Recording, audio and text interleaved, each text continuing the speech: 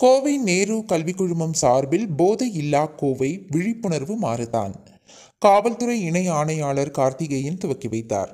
கோவை நேரு கல்விக் குழுமம் சார்பில் போதையில்லா கோவை விழிப்புணர்வு மாரத்தான் கோவை நேரு விளையாட்டு அரங்கம் முன்பு நடைபெற்றது.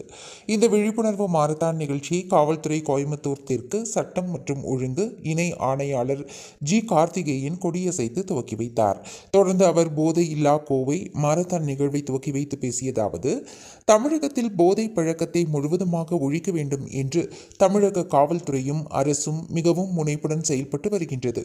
மாணவர்கள் தங்களது கல்லூரி நாட்களில் நல்ல ஒழுக்கத்துடனும் பழக்க வழக்கத்துடனும் கல்வி கற்று வாழ்க்கையில் முன்னேற வேண்டும். இவ்வாறு அவர் பேசினார். இதுகுறித்து பி.கே. தாஸ் பல்கலைக்கழக சார்பு வேந்தரும் நேரு கல்வி குழுமங்களின் தலைமை செயல் அதிகாரியும் செயலாளருமான டாக்டர் பி. கிருஷ்ணகுமார் கூறியதாவது, இந்த போதையில்லா கோவை விழிப்புணர்வு மாரத்தான் நிகழ்ச்சியில் கல்லூரி மாணவ மாணவியர் பொதுமக்கள் என சுமார் 2300 பேர் கலந்து கொண்டனர்.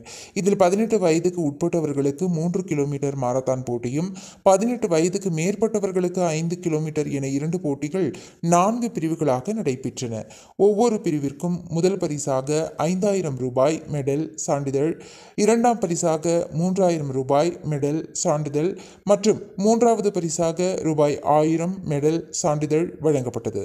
மேலும் போட்டியில் கலந்து கொண்ட அனைவருக்கும் மெடல் சான்றிதழ் டி-ஷர்ட் வழங்கப்பட்டது என அவர் தெரிவித்தார்.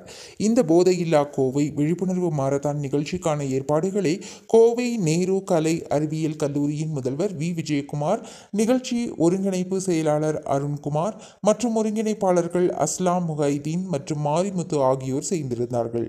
விழாவில் நேரு கல்வி குழுமங்களின் முதல்வர்கள், இயக்குநர்கள் கலந்து கொண்டார்கள்.